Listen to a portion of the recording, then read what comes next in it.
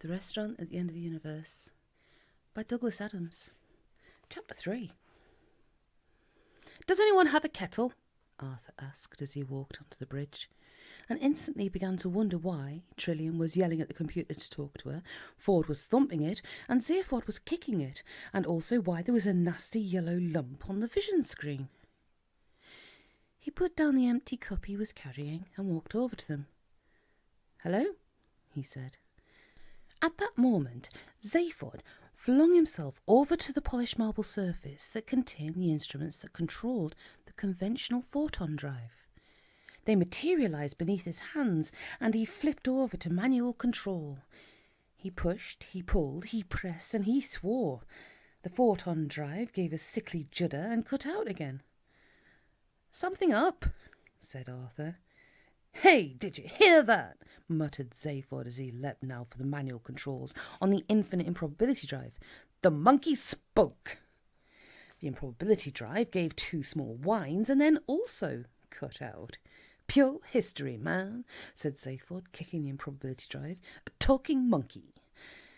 "If you're upset about something," said Arthur. "Vogonza," snapped Ford. "We're under attack."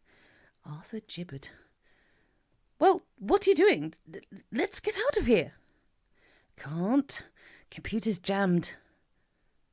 "Jammed?" "It says all its circuits are occupied. There's no power anywhere in the ship." Ford moved away from the computer terminal, wiped a sleeve across his forehead, and slumped back against the wall. "There's nothing we can do," he said. He glared at nothing and bit his lip. When Arthur had been a boy at school, long before the earth had been demolished, he had used to play football.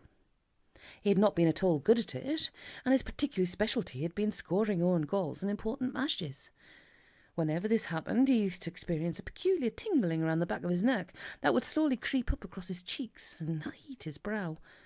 The image of mud and grass and lots of little jeering boys flinging it at him suddenly came very vividly into his mind at this moment. A peculiar tingling sensation at the back of his neck was creeping up across his cheeks and heating his brow. He started to speak and stopped. He started to speak again and stopped again. Finally, he managed to speak. He said, and he cleared his throat. "Tell me," he continued, and said it so nervously that the others all turned to stare at him.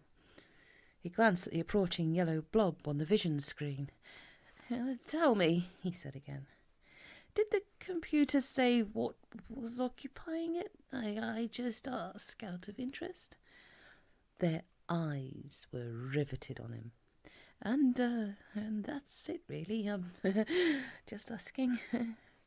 Zayford put out a hand and held Arthur by the scruff of the neck. "What have you done to it, monkey man?" he breathed. "Well," said Arthur, "nothing in fact.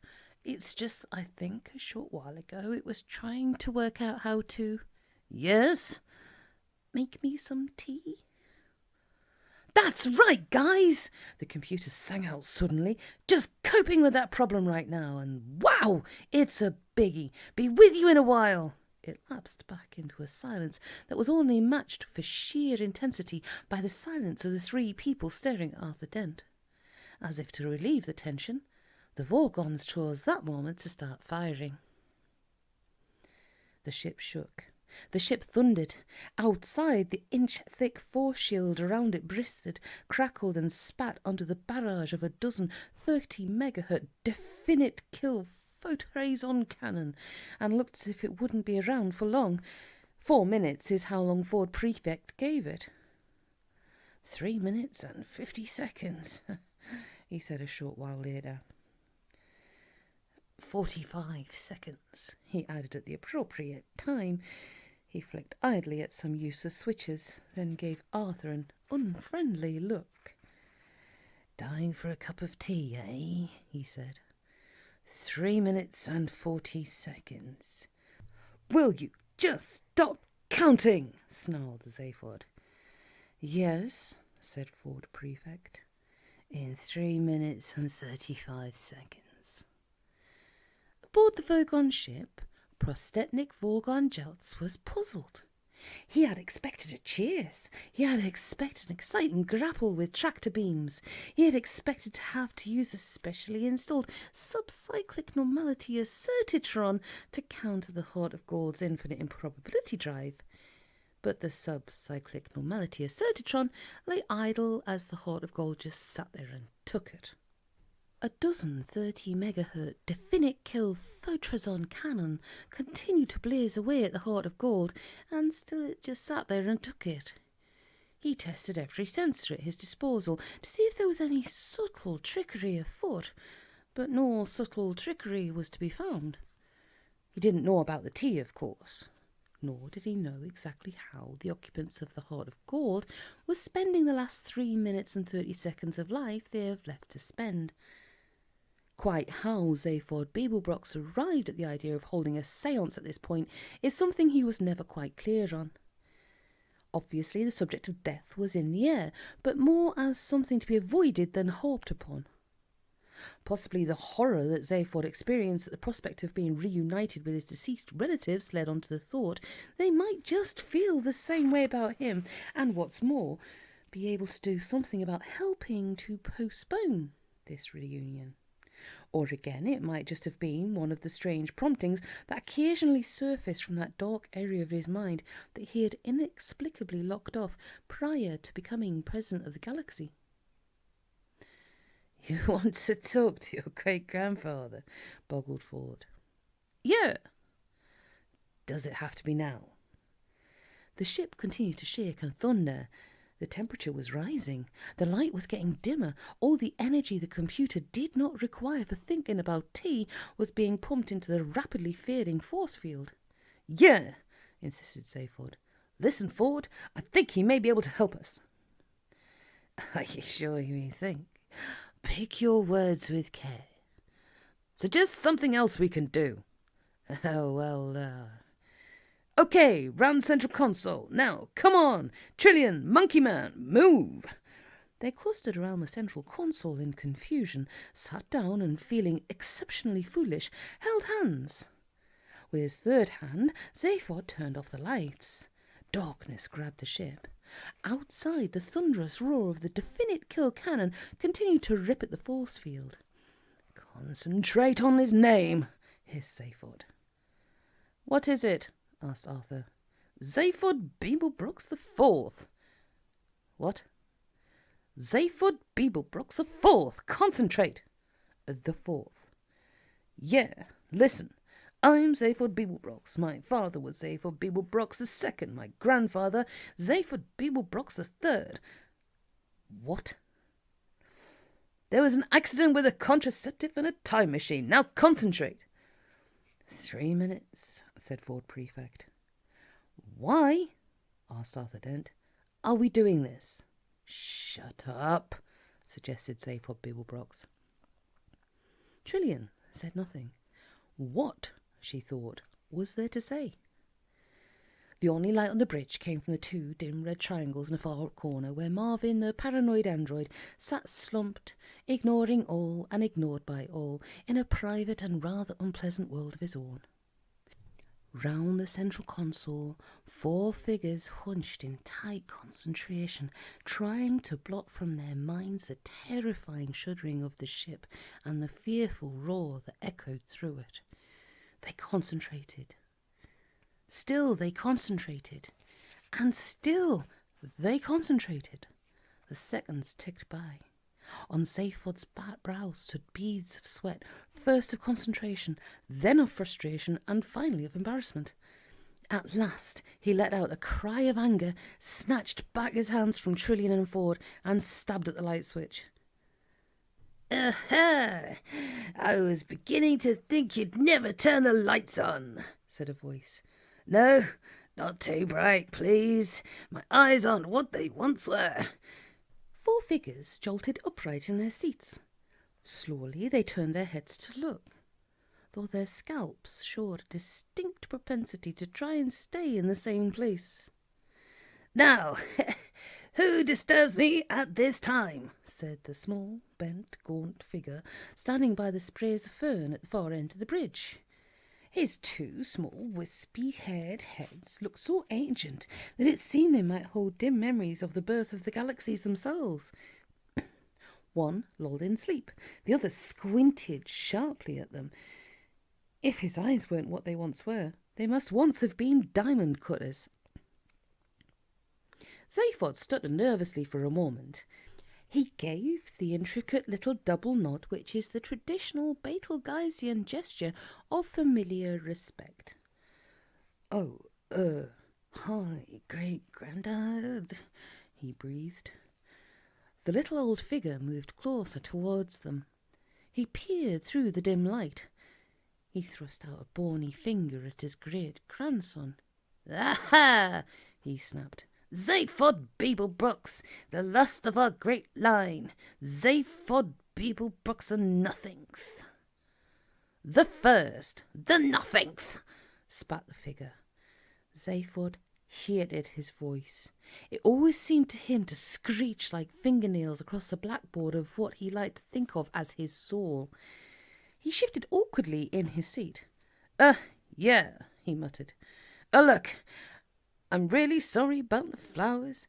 I meant to send them along, but you know the shop was fresh out of wreaths and—" "You forgot," snapped Zaphod Beeblebrox the Fourth. "Well, too busy. Never think of other people. The living are all the same." 2 minutes, Zaphod, whispered Ford in an awed whisper. Zaphod fidgeted nervously. "Yeah, but I did mean to send them," he said. "And I'll write to my great-grandmother as well, just as soon as we get out of this." "Your great-grandmother," mused the gaunt little figure to himself. "Yeah," said Zaphod. How is she? Tell you what, I'll go and see her, but first we've just got to—" "Your late great-grandmother and I are very well," rasped Zaphod Beeblebrox the Fourth. "Oh. But very disappointed in you, young Zaphod." "Yeah, well—" Zaphod felt strangely powerless to take charge of this conversation, and Ford's heavy breathing at his side told him that the seconds were ticking away fast. The noise and the shaking had reached terrifying proportions. He saw Trillian and Arthur's faces white and unblinking in the gloom. "Great-grandfather? We've been following your progress with considerable despondency." "Yeah, look, just at the moment, you see, not to say contempt. Could you sort of listen for a moment? I mean, what exactly are you doing with your life?" "I'm being attacked by a Vogon fleet," cried Zaphod. It wasn't exaggeration, but it was his only opportunity so far of getting the basic point of the exercise across. "Doesn't surprise me in the least," said the little old figure with a shrug. "Only it's happening right now, you see," insisted Zaphod feverishly. The spectral ancestor nodded, picked up the cup Arthur Dent had brought in, and looked at it with interest. Great-grandad?" "Did you know," interrupted the ghostly figure, fixing Zaphod with a stern look, "the Betelgeuse 5 had now developed a very slight eccentricity in its orbit?" Zaphod didn't, and found the information hard to concentrate on, what with all the noise and imminence of death and so on. No, look," he said. "Me spinning in my grave," barked the ancestor. He slammed the cup down and pointed a quivering, stick-like see-through figure at Zaphod. "Your fault!" he screeched. 1 minute 30, muttered Ford, his head in his hands. "Yeah, look, great-grandad, can you actually help? Because—" "Help?" exclaimed the old man as if he'd been asked for a stort. "Yeah, help, and like now, because otherwise—" "Help," repeated the old man as if he'd been asked for a slightly grilled stort in a bun with French fries. He stood amazed. "You go swanning your way round the galaxy with your—" His ancestor waved a contemptuous hand. "With your disreputable friends, too busy to put flowers on my grave. Plastic ones would have done, would have been quite appropriate from you, but no, too busy, too modern, too sceptical, till you finally find yourself in a bit of a fix and come over suddenly all astrally minded." He shook his head carefully so as not to disturb the slumber of the other one, which was already becoming restive. "Well, I don't know, young Zaphod," he continued. "I think I'll have to think about this one." 1 minute 10, said Ford hollowly. Zaphod Beeblebrox IV peered at him curiously. "Why does that man keep talking in numbers?" he said. "Those numbers," said Zaphod tersely, "are the time we've got left to live." "Oh," said his great-grandfather. He grunted to himself. "Doesn't apply to me, of course," he said, and moved off to a dimmer recess of the bridge in search of something else to poke around at. Zaphod felt that he was teetering on the edge of madness and wondered if he shouldn't just jump over and have done with it. "Great-grandfather," he said, "it applies to us. We are still alive and we are about to lose our lives." "Good job, too." "What? What use is your lie to anyone? When I think of what you've made of it, the phrase pig's ear comes irresistibly to mind." "But I was president of the galaxy, man." muttered his ancestor. "And what kind of job is that for a Beeblebrox?" "Hey, what? Only president you know of the whole galaxy. Conceited little mega puppy." Zaphod blinked in bewilderment. "Hey, where you at, man? I mean, great-great-grandfather?" The hunched-up little figure stalked up to his great-grandson and tapped him sternly on the knee. This had the effect of reminding Zaphod that he was talking to a ghost because he didn't feel a thing. "You know, and I know what being president means, young Zaphod. You know because you've been it, and I know because I'm dead, and it gives one such a wonderfully uncluttered perspective. We have a saying up here, life is wasted on the living." "Yeah," said Zaphod bitterly. "Very good, very deep. Right now I need aphorisms like I need holes in my heads." 50 seconds, grunted Ford Prefect. "Where was I?" grunted Zaphod Beeblebrox IV. "Pontificating," said Zaphod Beeblebrox. "Oh, yes."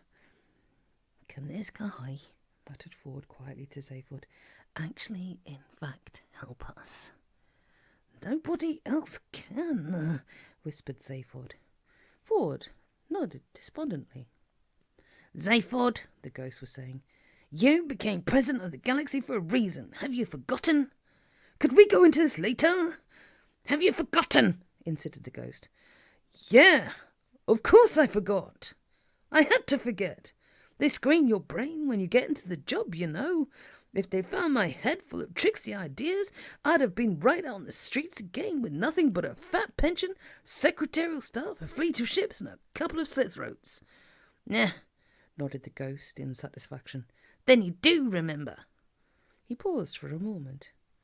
"Good," he said, and the noise stopped. 48 seconds, said Ford. He looked again at his watch and tapped it. He looked up. "Hey, the noise has stopped," he said. A mischievous twinkle gleamed in the ghost's hard little eyes. "I've slowed time down for a moment," he said. "Just for a moment, you understand?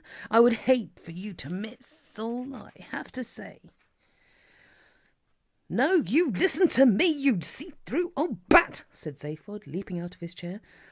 A, thanks for stopping time and all that. Great, terrific, wonderful. But B, no thanks for the homily, right? I don't know what this great thing I'm meant to be doing is. It looks to me as if I'm supposed not to know, and I resent that, right? The old me knew. The old me care. Fine, so far are so hoopy, except that the old me cared so much that he actually got inside his own brain, my own brain, and locked off the bits that knew and cared. Because if I knew and cared, I wouldn't be able to do it. I wouldn't be able to go and be president, and I wouldn't be able to steal this ship, which must be the important thing. But this former self of mine killed himself off, didn't he, by changing my brain?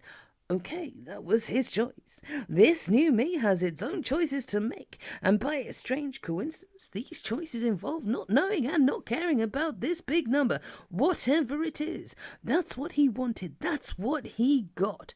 Except this old self of mine tried to leave himself in control, leaving orders for me in the bit of my brain he locked off.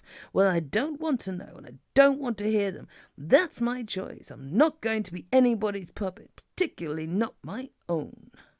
Zaphod banged on the console in fury, oblivious of the dumbfounded looks he was attracting.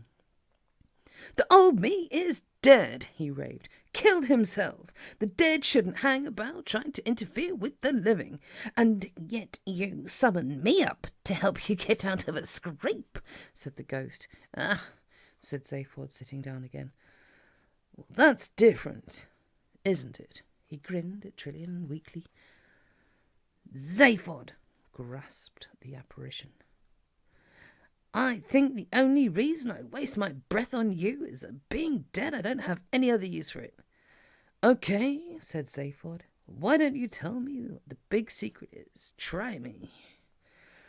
Zaphod, you knew when you were the president of the galaxy, as did Eudon ranks before you, that the president is nothing. A cipher. Somewhere in the shadows behind is another man. Being. Something with ultimate power. That man or being or something you must find. The man who controls this galaxy, and we suspect others. Possibly the entire universe. Why? Why? Exclaimed an astonished ghost. Why? Look around you, lad. Does it look to you as if it's in very good hands? It's all right. The old ghost glowered at him. I will not argue with you. You will simply take this ship, this improbability drive ship, to where it is needed. You will do it. Don't think you can escape your purpose. The improbability field controls you. You are in its grip. What's this? He was standing tapping at one of the terminals of Eddie, the shipboard computer. Zaphod told him. What's it doing? It is trying, said Zaphod with wonderful restraint, to make tea. Good, said his great-grandfather. I approve of that. Now, Zaphod, he said, turning and wagging a finger at him, I don't know if you're really capable of succeeding in your job. I think you will not be able to avoid it. However, I am too long dead and too tired to care as much as I did. The principal reason I am helping you now is that I couldn't bear the thought of you and your modern friends slouching about up here. Understand? Yeah, thanks a bundle. Oh, and Zaphod. Yeah? If you ever find you need help once again, you know, if you're in trouble, need a hand out of a tight corner, yeah? Please don't hesitate to get lost. Within the space of 1 second, a bolt of light flashed from the wizened old Gorse hands to the computer. The Gorse vanished, the bridge filled with billowing smoke, and the heart of Gord leapt an unknown distance through the dimensions of time and space.